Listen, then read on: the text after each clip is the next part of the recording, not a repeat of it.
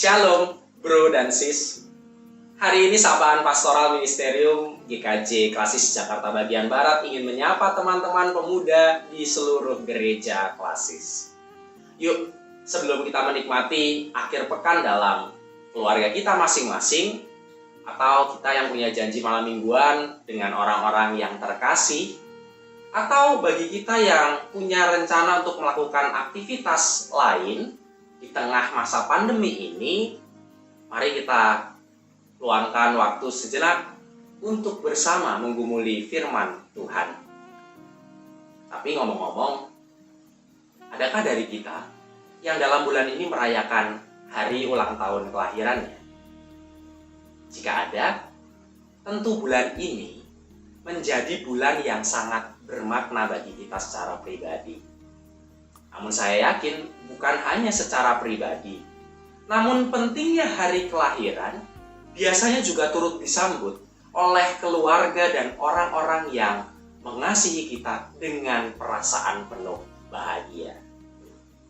Semua ini terjadi karena perayaan hari kelahiran mengingatkan kita akan anugerah Allah yang memperbolehkan kita untuk mengalami dan menjalani kehidupan di dunia ini dan berbagi cinta dengan orang-orang yang kita kasihi.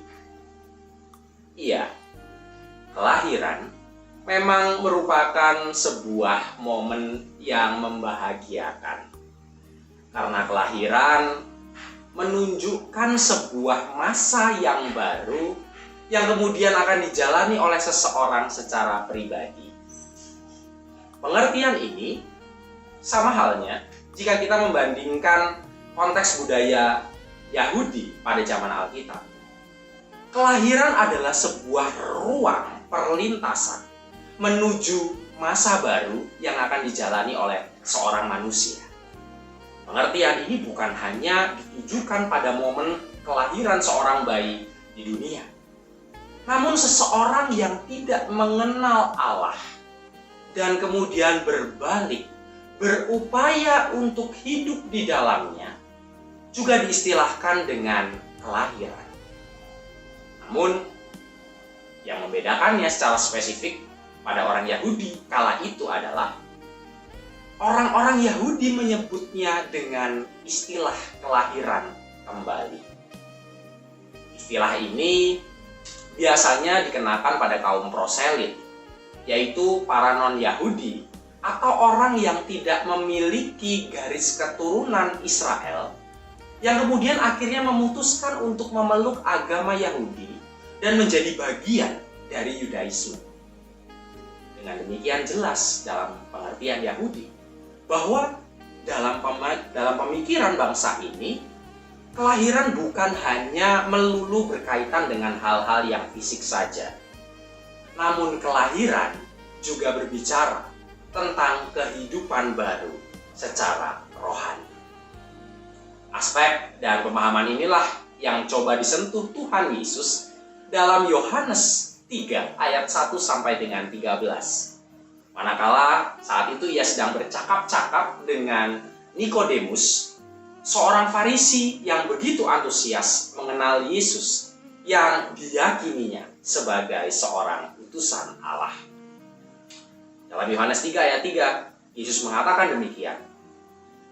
Aku berkata kepadamu, sesungguhnya jika seseorang tidak dilahirkan kembali, ia tidak dapat melihat kerajaan Allah.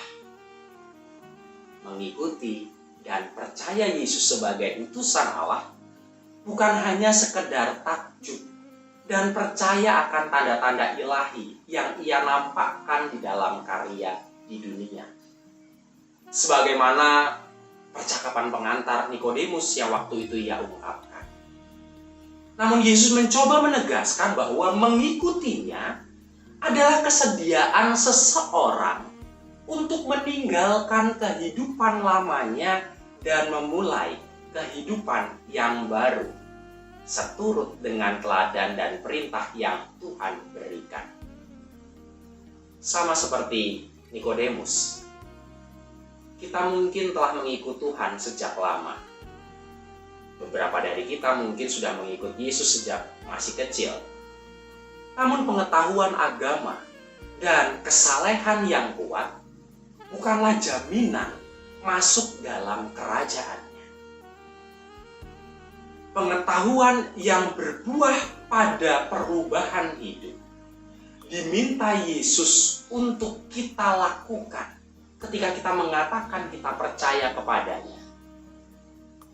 Sudahkah pengenalan itu berbuah pada kesediaan kita memasuki masa yang baru dalam hidup kita?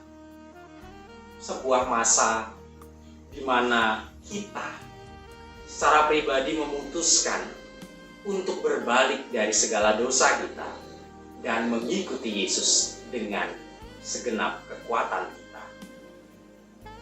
Mari kita berkomitmen untuk melakukan perubahan hidup. Nampakkanlah karya Kristus dalam hidup kita pada kehidupan masa muda kita. Selamat menempuh kelahiran kembali.